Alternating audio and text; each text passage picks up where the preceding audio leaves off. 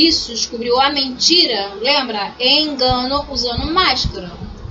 A pessoa pode ter se apresentado como uma pessoa rica de dinheiro, de posses e tudo mais.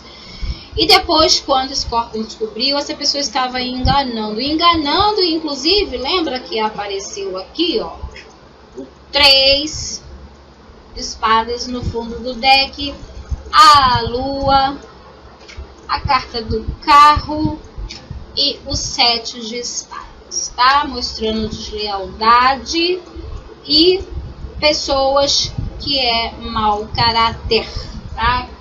Que fazem falcatruas, fazem coisas erradas debaixo dos panos.